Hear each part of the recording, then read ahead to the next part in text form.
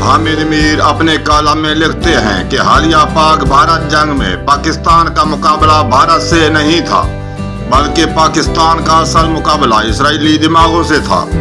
हालिया पाक भारत जंग में इसराइल वाहिद मुल्क था जो खुलकर भारत के साथ खड़ा था।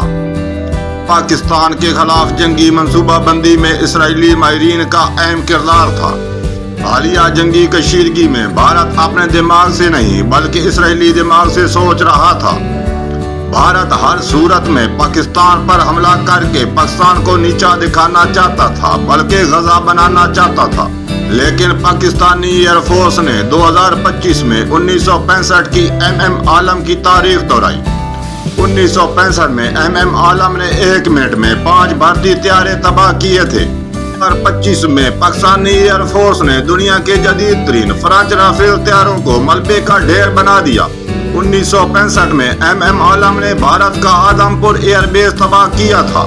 2025 में पाकिस्तानी फिजाइया ने बड़ी फौज के साथ मिलकर आदमपुर एयरबेस पर नसब दिफाई सिस्टम S-400 को तबाह कर दिया। 2022 में इसराइल ने फलस्तीनियों को प्यास से मारने के लिए कुओं में जहर घोला और पानी की पाइपलाइन तबाह कर दी। भारत भी इसराइली फार्मूले पर अमल पैरा है। हामिद मीर लिखते हैं कि अगर भारत दरियाए चनाब और दरियाए झेलम के पानी को रोकने की कोशिश बंद नहीं करता तो पाकिस्तान को इन दरियाओं पर भारतीय डैमों को तबाह कर देना चाहिए, जो आलमी कवानीन के मुताबिक होगा। हामिद मीर के सारे कॉलम का मुख्तसर तजिया ये है कि हालिया जंग सिर्फ भारत ने नहीं हारी, बल्कि इसराइल को भी मुंह की खानी पड़ी है।